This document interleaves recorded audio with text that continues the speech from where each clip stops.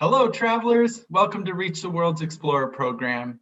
For over 20 years, Reach the World has inspired youth to become curious, confident, and compassionate global citizens through virtual exchange. My name is Tim, and I'm so glad you're joining us for today's live stream event. Today, we're talking with ecologist Carlos Barreto. Carlos conducts his research in the peatlands of northern Ontario in Canada and in northern Minnesota. And by examining the soil and the tiny critters that make their home in the soil, Carlos is learning more about the effects of global climate change on these unique ecosystems.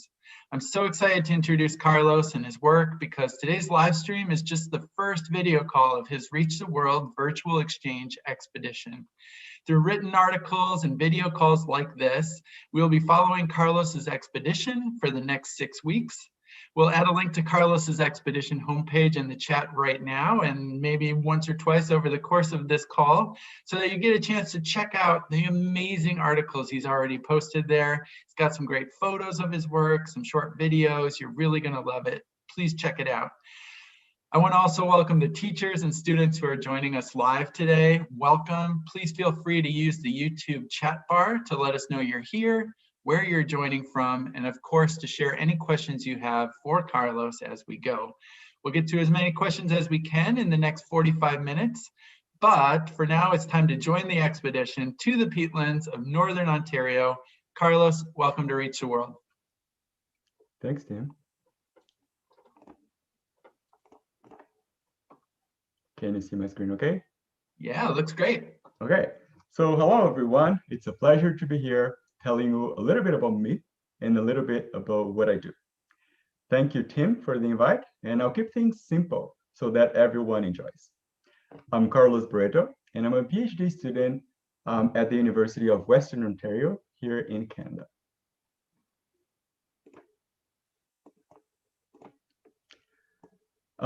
As this is my first call, I'll focus on my career and tell you how I ended up here in Canada working on peatlands.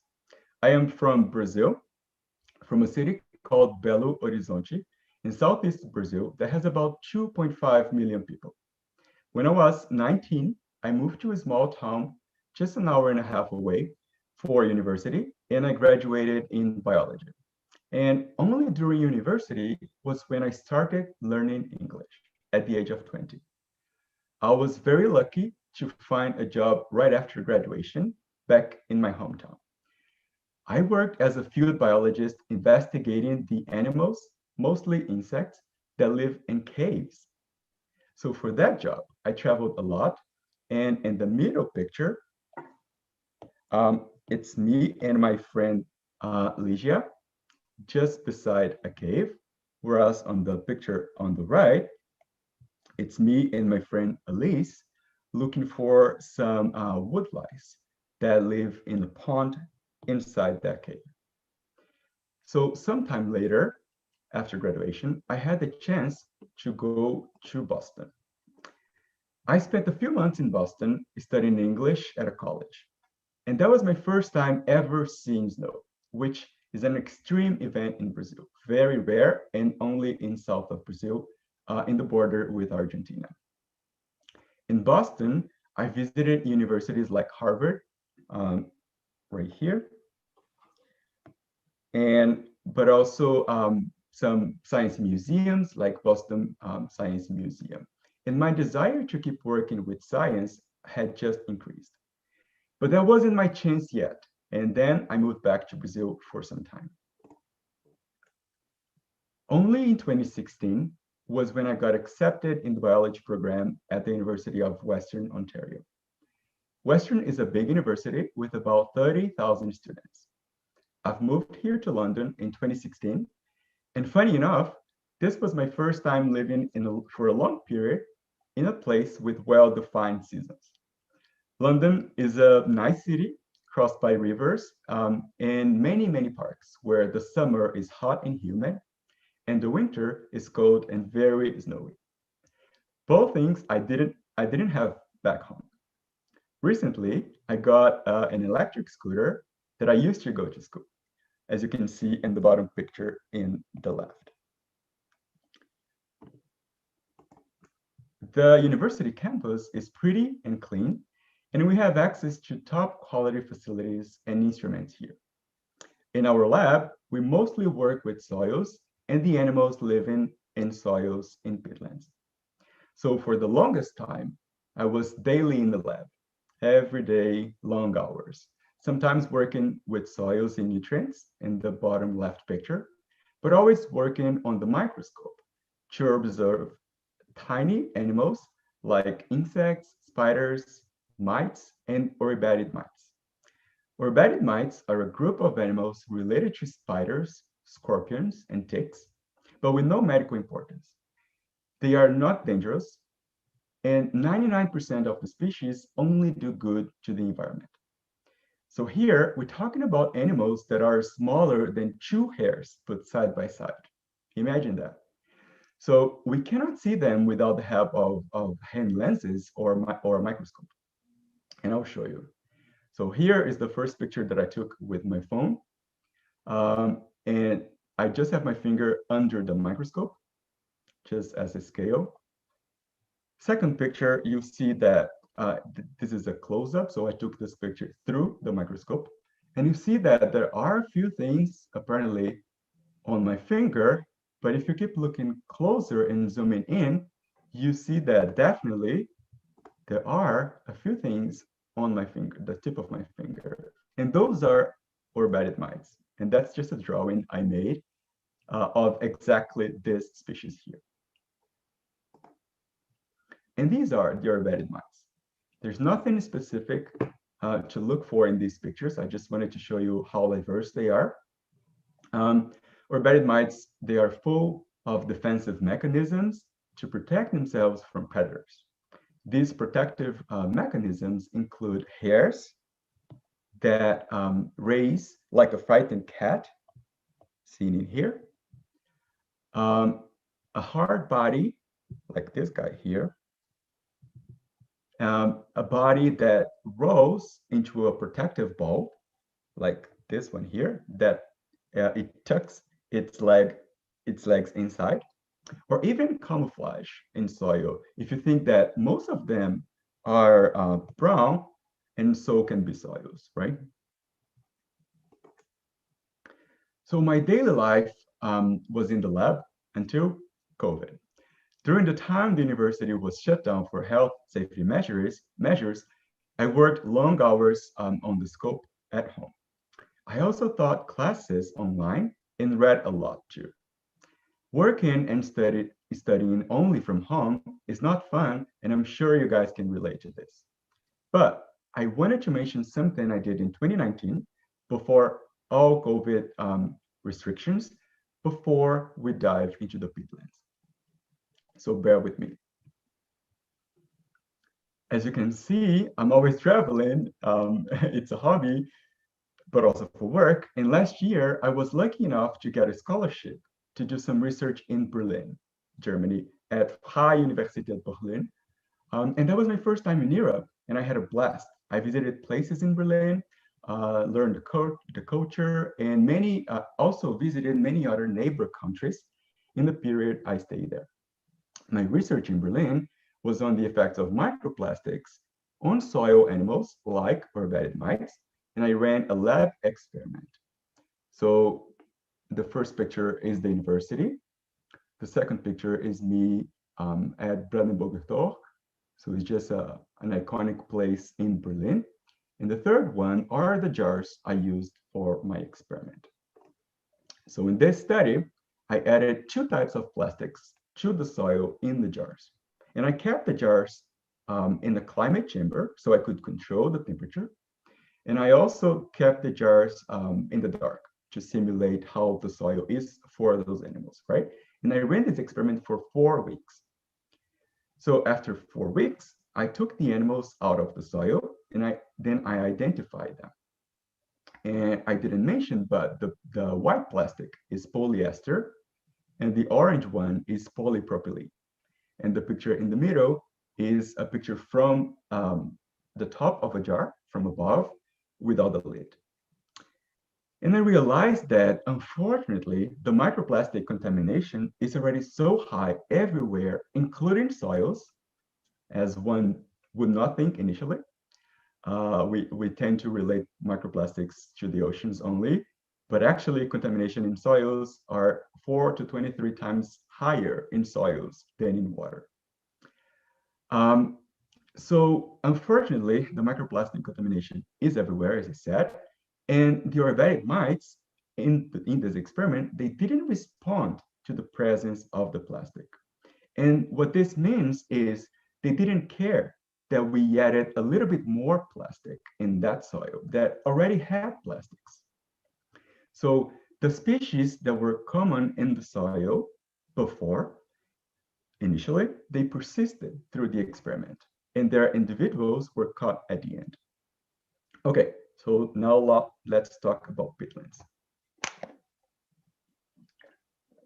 Peatlands are important ecosystems that are very wet and acidic. And because of that, when plants die, they accumulate in the system.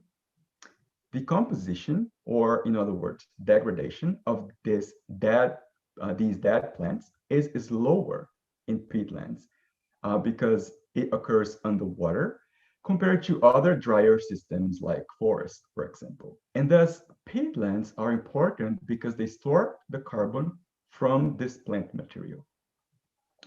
The diabetic mites I work on are important for peatlands because they are among the organisms involved in this decomposition process.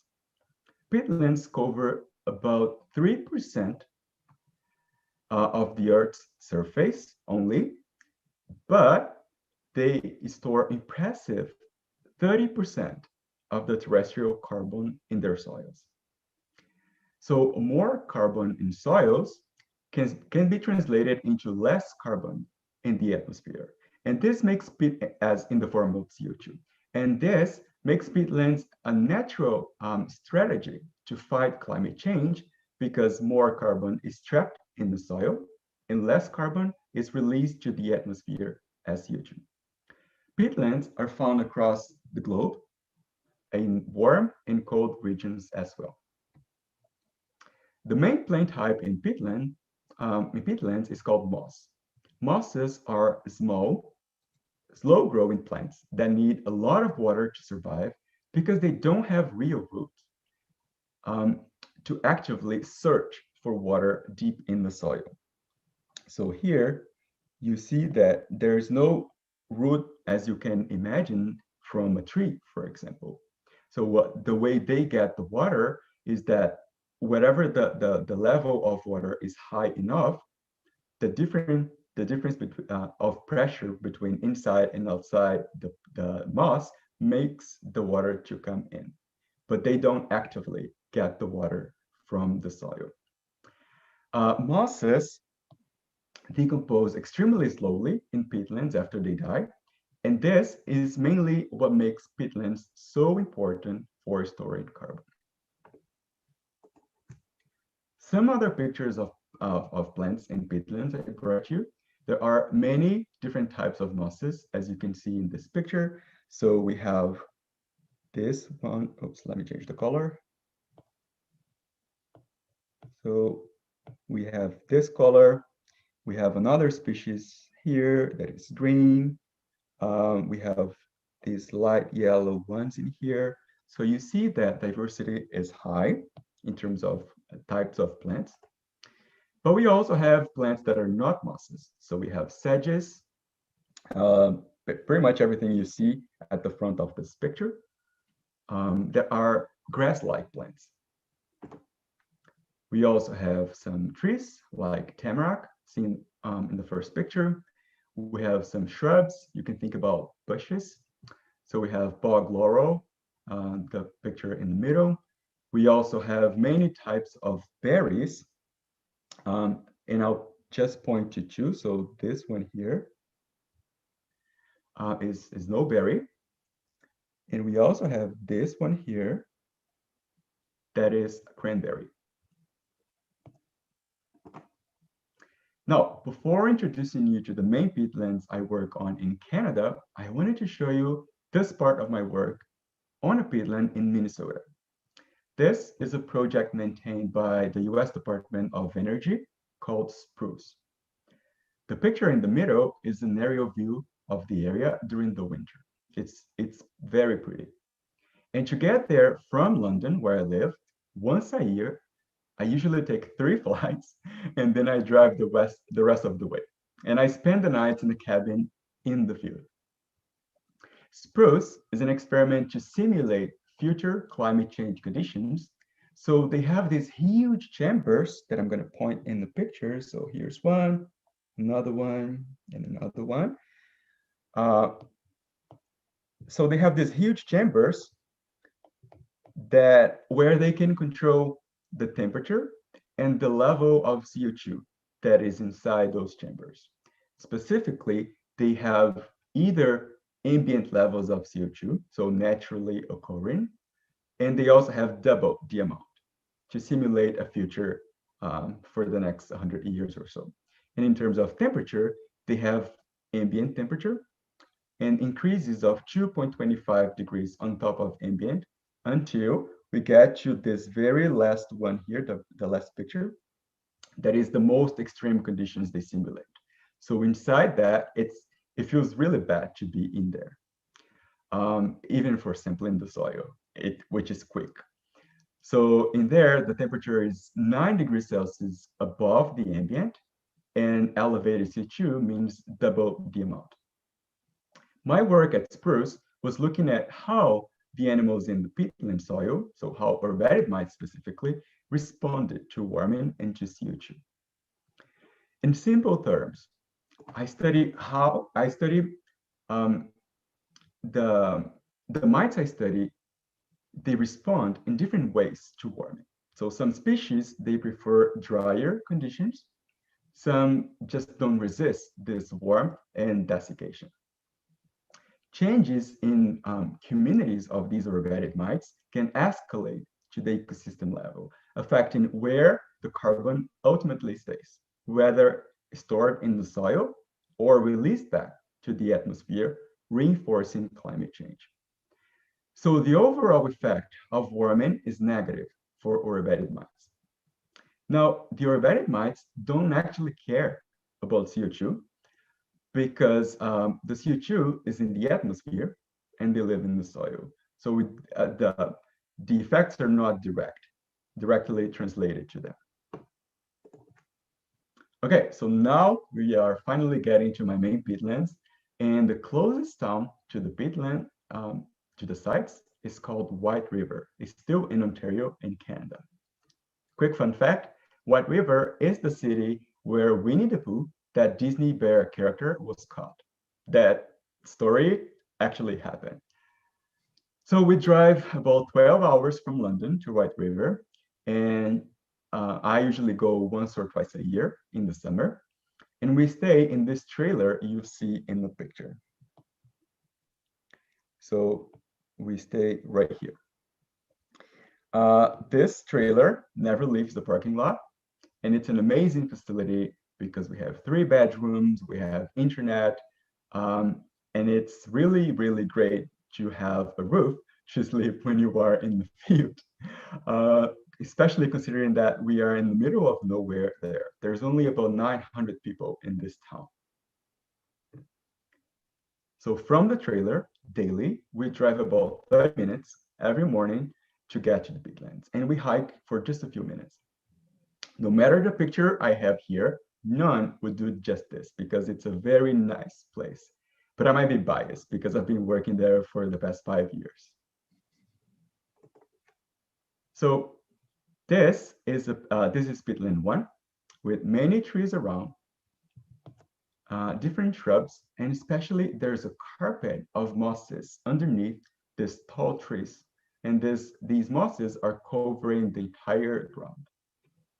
This peatland is a more terrestrial peatland compared to the second one. So this one, peatland number 2, you see that there are not many trees except in that forest at the back. All you see here is sedges. Those are the grass-like plants, and a few shrubs, like this one here.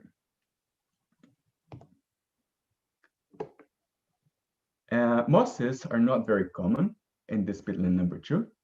And generally, it's a very wet peatland. It's wetter than the first one.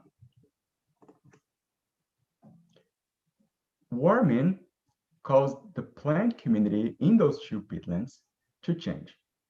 So peatland, the community of plants in peatland number 1 that had more mosses, after a few years of warming, they become more similar to the composition of plants in peatland number 2. So warming caused the plant community to change from a dominance by mosses to be dominant by sedges. And that's the work of my friend Caitlin that I assume is here watching me too. This is not a good thing because the mosses in peatland number 1, they store more carbon and release less carbon than the peatland number 2. So mosses, for the sake of storing carbon, are better than sedges. So to study the effects of warming, again, on the animals living in the soil, we have chambers as well, but here they are way smaller than before. Here they are about 1.2 meter tall only, and at Spruce, they were as tall as a 2-floor house. So the chambers are used to heat the air and the soil inside it. And to understand that, how they work, you can think about cars getting hot in the summer, right? The heat gets trapped inside the car. It's the same idea here. I didn't mention, but we have seen bear tracks and moose in our peatlands. So we always carry bear spray, as you can see in the third picture.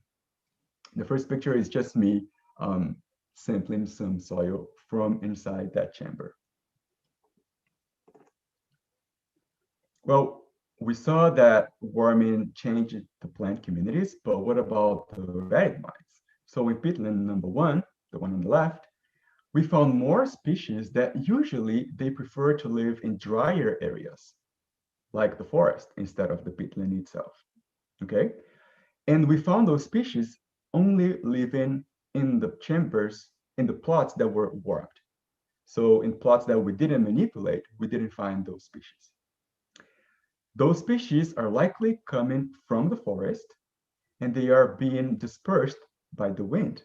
If you imagine how tiny they are, it's pretty easy for them to be carried on by the wind.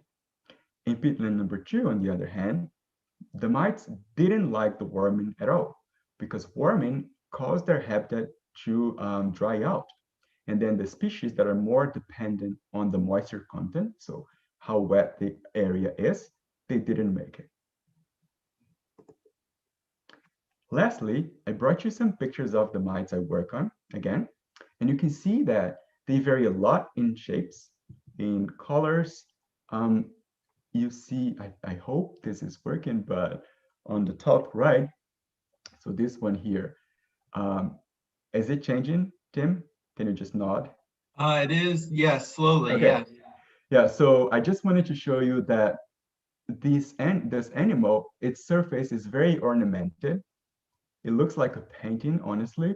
And we see it's a female and there's a big, big egg inside it. So this is the egg here. Let me point for you. Here, that's the egg. Okay. Yeah, so I mainly worked with warming, but I've also worked on the effects of elevated CO2, addition of fertilizers, and also microplastic contamination.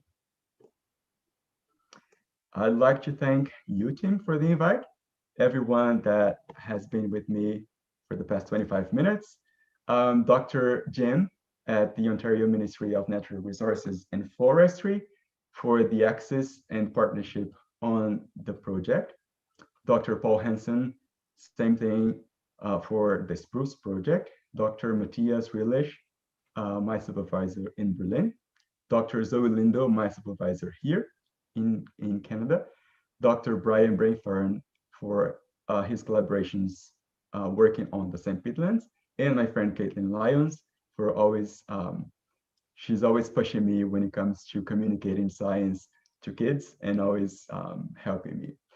Yeah, that's all I had to say. Thank you, everyone. All right. Thank you, Carlos. Why don't you come out of screen share? You're one step ahead of me. Awesome. That was fascinating. What an amazing introduction to both you and your career so far. And speaking for myself, it makes me think of soil in a totally different way.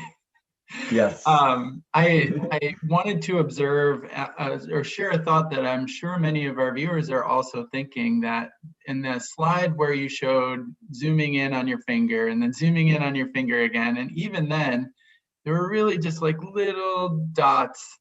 Prior to meeting you and hearing about your work, I would have thought that those were just pieces of soil. It's amazing to think about how many living things are in soil. Yeah, if we think about their sizes, they vary between 0.2, so 0.2 millimeter. That's pretty tiny. And you do, if you have hand lenses, you can see their presence, but you can't see in detail, right? So you need something more potent. You need more power of magnification to zoom in more and see what I showed you. Sure.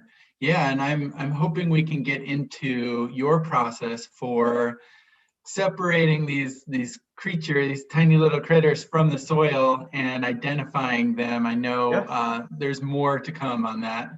Yeah, I'm looking forward for maybe a next call about it, and then I'll tell kids how to even create the equipment that we need to extract them from the soils.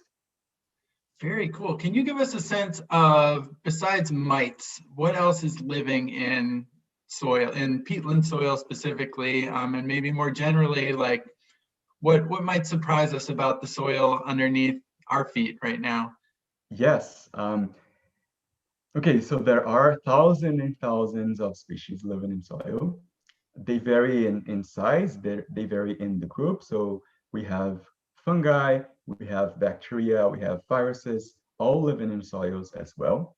And when it comes to the animals, we have the mites. So orbited mites are just one group of mites. We also have other groups that are not as well, how can I put this? Well, they can be parasites, they can be predators, whereas orbited mites are just there doing their things, doing good to the environment. But we also have some that can become pests. We also have the parasites.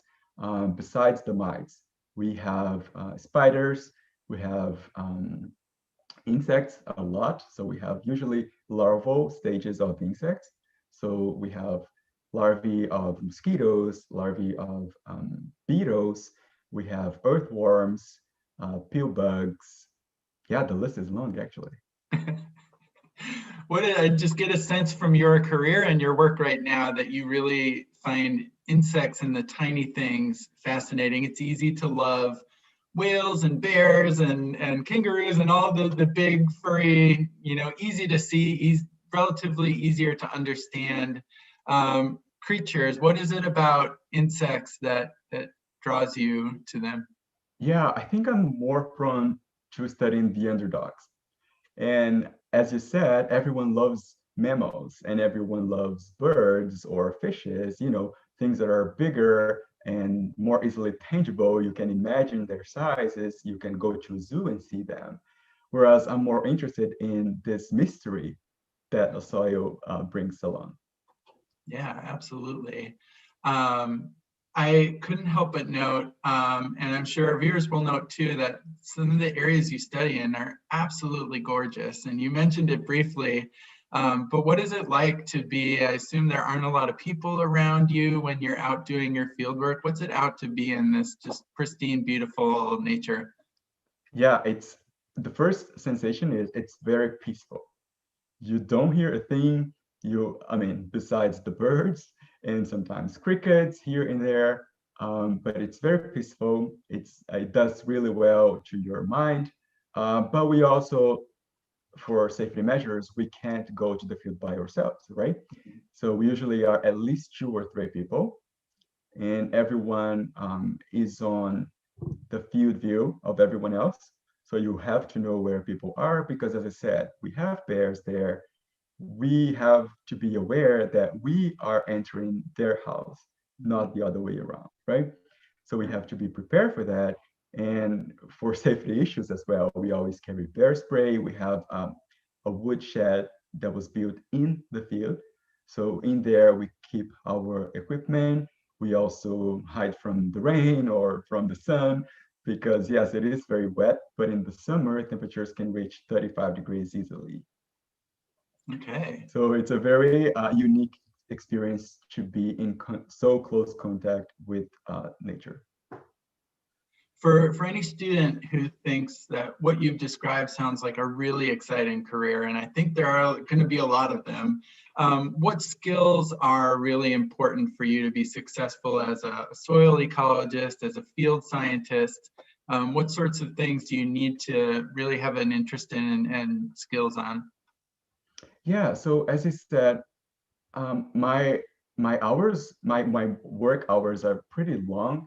So there is a learning curve. At the beginning, you might believe, looking at a sample, you might believe that, oh, there's nothing in here. Everything that I see is soil. But the more you practice and you actually train your eyes and brain to see things, you start seeing, and then the diversity of things you see increase, right?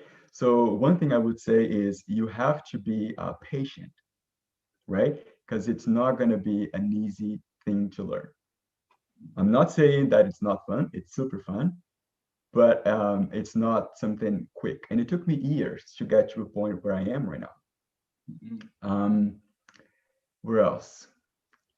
I think, I don't know, besides being patient, I think one should like images.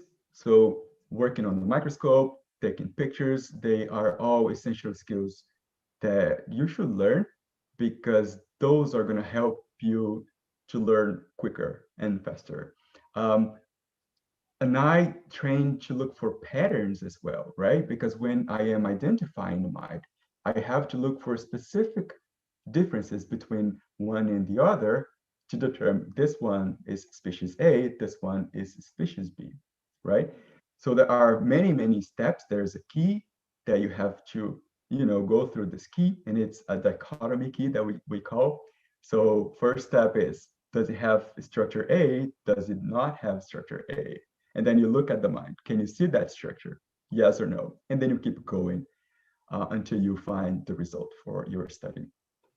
I would say also that to be a soil ecologist, you must learn, you must like to not to travel, because sometimes the field sites are nearby, but to be outside, to be outdoors. Not everyone is born to be outdoors. Some people prefer a desk job, prefer to work on a computer or work with numbers or with other people even. So in order to do that, most people working in soil, they go to the field too. Okay. Very interesting, students. I hope you all heard that. He gave you a great list of skills to practice, many of which you can practice right now and begin your early career as a field scientist and soil ecologist. Very interesting. It sounds like you've spent a lot of time in the peatlands. And with that perspective and knowing, of course, that climate change is of concern and a central part of your research, are there any other threats to this peatland ecosystem that you've observed? Yes, not to my sites specifically, because though, as I said, those are a research area, right? But if you think about peatlands in general, the reason we only have 3% of them at this point is also related to harvesting peat for fuel. So if you burn the peat soil, if first you have to dry it out because it's very wet, but then if you burn it, you can use that as a fuel to produce energy. So that's another threat for these ecosystems. Okay.